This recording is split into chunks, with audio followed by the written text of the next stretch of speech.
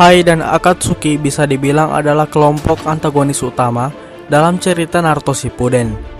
Sempat diperkenalkan selama sesaat di seri Naruto melalui Itachi dan Kisame. Kelompok ini yang justru menjadi kelompok yang benar-benar serius dalam memburu Naruto di seri Naruto Shippuden. Di video kali ini kami akan membahas alasan kenapa setiap anggota Akatsuki harus ditakuti. Anggota yang dimaksud adalah anggota resmi selama timeline seri Naruto sampai Naruto Shippuden. Seperti apa? Langsung saja.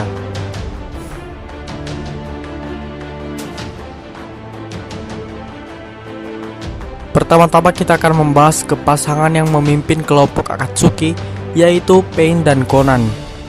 Untuk Pain, sudah pasti sebagai seorang pemimpin, bisa dipastikan bahwa dialah anggota terkuat di Akatsuki. Rinnegan yang dimilikinya sudah membuktikan hal itu. Bahkan, Pain ini menjadi anggota Akatsuki yang hampir saja untuk menangkap Naruto. Di Amegakure sendiri, Pain sudah dianggap sebagai sosok pemimpin sekaligus sosok dewa. Setelah resmi membentuk Akatsuki, Pain dengan cepat langsung menyingkirkan kepemimpinan Hanzo di Amegakure. Orochimaru saja terlihat lemah di hadapan Pain karena Pain mampu menghancurkan desa Konoha dalam waktu kurang dari 24 jam dan hanya dengan menggunakan 7 orang saja.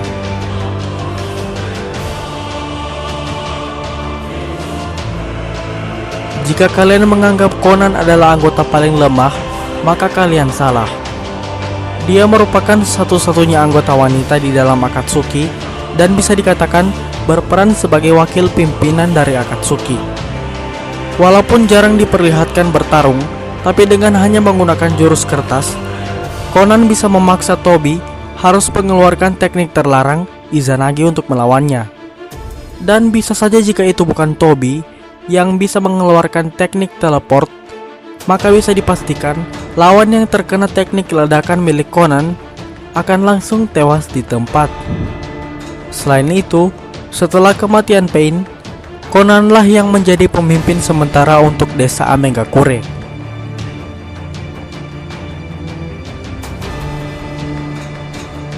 Kita lanjut ke pasangan yang pertama kali diperkenalkan di seri Naruto, yaitu Itachi dan Kisame.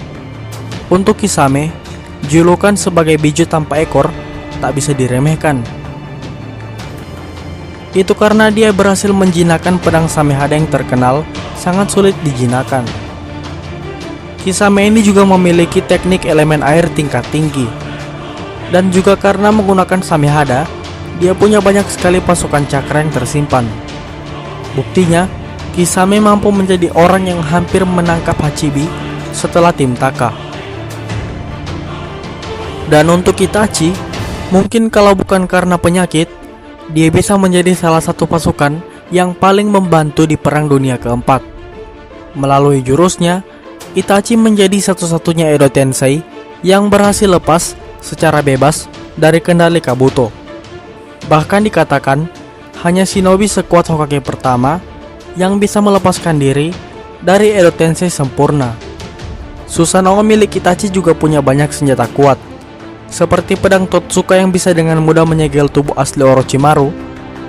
Dikatakan juga oleh Hokage ketiga bahwa Itachi adalah ninja jenius yang sangat jarang muncul dalam sejarah Konoha. Selain itu, jangan lupakan kalau Itachi sangat sukses menjadi mata-mata Jiraiya di dalam Akatsuki.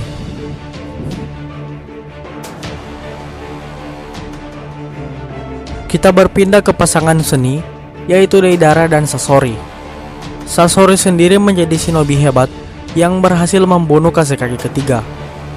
Padahal dikatakan Kazekage ketiga adalah Kazekage terkuat di dalam sejarah. Tak hanya sampai di situ, Sasori juga membuat Kazekage ketiga sebagai Kogutsunya. Ini menjadikan Sasori punya senjata kuat dari Sunagakure, yaitu pasir besi milik Kazekage ketiga. Dan jangan lupakan kalau Sasori telah dikenal sebagai pengguna Kogutsu paling kuat dalam sejarah Sunagakure. Dia bahkan gemar membuat Kogutsu yang berasal dari organ tubuh manusia. Dan untuk Deidara, Dia adalah pengguna teknik ledakan menggunakan tanah liat yang sangat langka.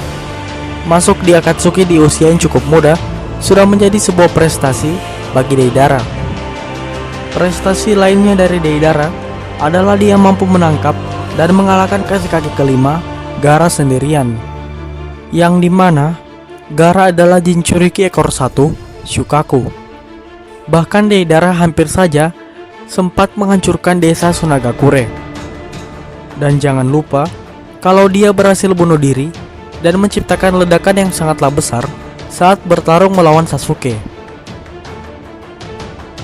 Selanjutnya kita akan membahas dua anggota yang sebenarnya tidak punya pasangan. Well, Tobi memang berpasangan dengan Deidara, tetapi itu terjadi setelah Deidara kehilangan Sasori sebagai pasangannya.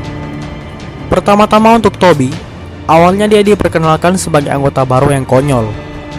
Tapi nyatanya, selama ini dialah yang telah mengendalikan Akatsuki dari balik layar. Setelah Nagato, Tobi adalah orang yang mengambil alih tahta pimpinan Akatsuki. Sebagai seorang anggota Akatsuki dan Uchiha, Tobi bisa dibilang memiliki kekuatan yang cukup kuat.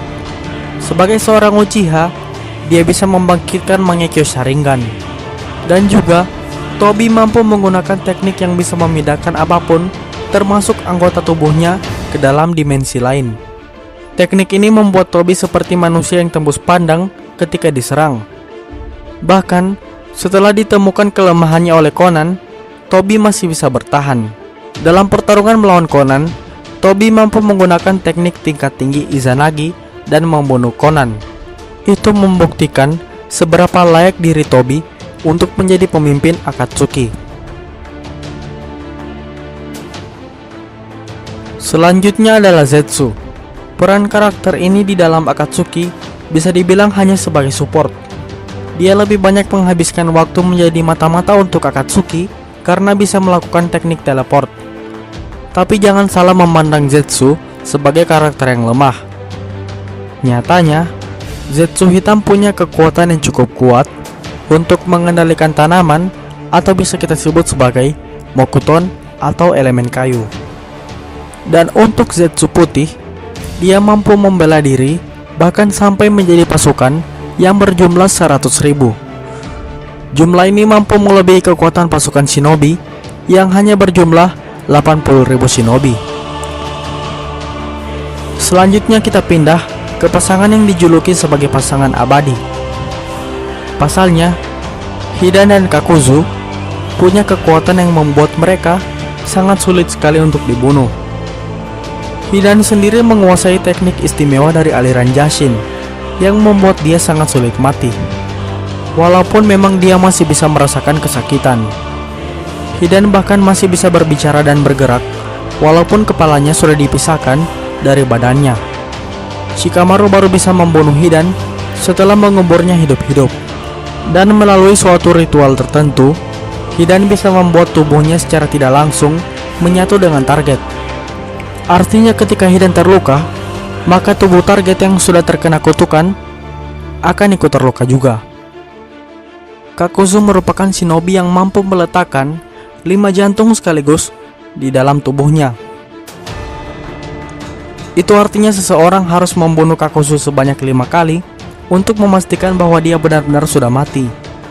Anggota Akatsuki yang mengaku berperan sebagai bendahara ini bisa menguasai 5 elemen dasar melalui 5 jantungnya. Yang berarti setiap jantung yang diambilnya dari shinobi yang menguasai 1 elemen dasar. Ini membuat menjadi sangat sulit untuk membunuh Kakuzu dikarenakan dia menguasai 5 elemen dasar.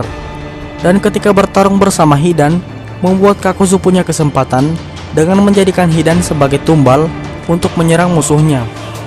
Itulah alasan kenapa Shikamaru mengatakan harus memisahkan kedua orang ini untuk mengalahkan dan membunuh mereka. Bahkan, mereka berdua bisa dibilang dengan sangat mudah menangkap Yugitoni, Jinchuriki ekor 2, yang bisa dibilang sudah menguasai biju mode, sama seperti Killer Bee dan Naruto. Terakhir, kita punya tim Taka yang secara resmi sempat bergabung dengan Akatsuki. Peran mereka ketika di dalam Akatsuki adalah menangkap Killer Bee, Jinchuriki ekor 8. Walaupun pada akhirnya mereka ditipu, karena yang mereka tangkap hanyalah satu tentakel dari Hachibi. Dalam segi kekuatan individu, mungkin setiap anggota tim Taka ini adalah yang terlemah di dalam Akatsuki. Bahkan Sasuke bisa dikatakan belum bisa setara dengan anggota Akatsuki lain pada saat itu. Tapi, kerjasama mereka terbukti bisa membuat Killer Bee, seorang Jinchuriki yang bisa mengendalikan Hachibi dengan baik, tersudut. Mereka sampai bisa memaksa Killer Bee untuk kabur dan mengeluarkan ekor Hachibi sebagai pengganti untuk melawan mereka.